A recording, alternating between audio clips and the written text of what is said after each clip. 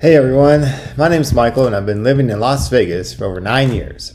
Recently I posted a video about my 5 pros of living here, and as we all know, no city or town is perfect and all of them have their respective downfalls, including Vegas. So in this video, I'll be sharing my 5 cons of living here along with additional details for each.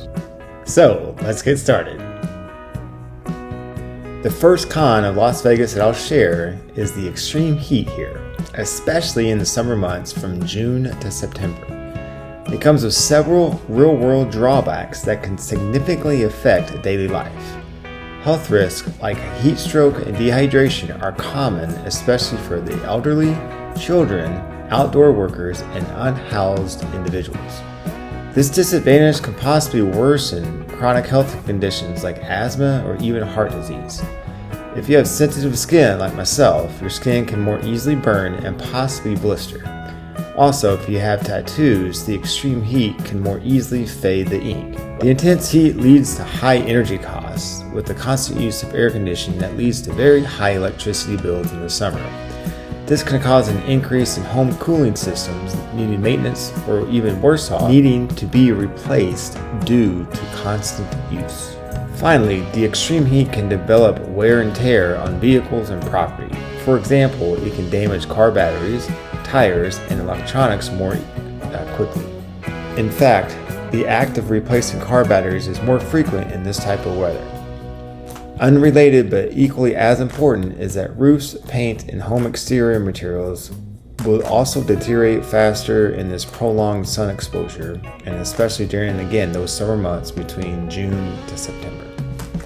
So again, the intense heat here in Vegas is very extreme and again has many drawbacks. A second disadvantage of Las Vegas is the water shortage levels that have been ongoing for years. Las Vegas continues to face significant water challenges due to the prolonged drought conditions and declining water levels in Lake Mead, which is its primary water source. This has led to water restrictions and concerns about long-term sustainability. Residents are encouraged to participate in programs, report water waste, and stay informed about local water usage guidelines to help sustain the community's water resources. In fact, all parts of Las Vegas have water restrictions depending on what time of year. So for example, now that we're in the summer months, there is no watering on Sundays. The third con that I'll share here in Las Vegas, the substantial transient population, primarily driven by tourism, conventions, and a significant homeless community. These factors contribute to a short-term residency, 1 year or less, which creates a lack of community. With high levels of tourism and conventions, the downfall result is that long-term residents rarely exist through this particular transiency. One thing to also note, again, as a local, at times it can be difficult to get to know your next door neighbors or even the neighbors across the street or the neighbors behind you. Again, because of the transient population. All right, my fourth con that I'll explain about Las Vegas is the lack of public transportation. So we're not talking about share riding, but again, public transportation.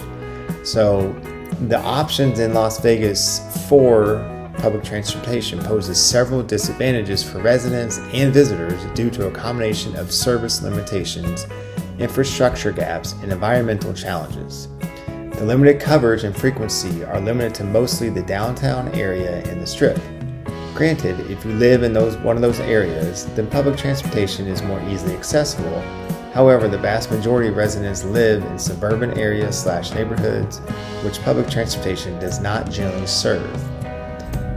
Even if you're near an area that offers public transportation, many routes have long wait times, especially during off-peak hours, making the system unreliable for commuting or timely travel. Moreover, ongoing driver shortages have led to canceled routes, delays, and inconsistent schedules, which makes it nearly impossible to depend on public transportation for basic transportation needs here in Las Vegas. All right, my fifth and final con of Las Vegas shared in this video is the gambling and addiction issues that remain a significant concern across the valley. Whether you're a visitor or local, the numerous casinos around the valley, combined with the gas stations, grocery stores, and airport, offer an abundance of gambling opportunities that are difficult for some to manage. Yes, gas stations, grocery stores, and the Harry Reid International Airport all offer various slot games. So, if gambling is your downfall, it could be too tempting, even in everyday living. In fact, some people go to the extreme of using rent or mortgage budgets to attempt to offset gambling losses, which may result in eviction and other financial issues. Though some of these results of gambling/addiction issues may seem extreme, there are available resources for assistance.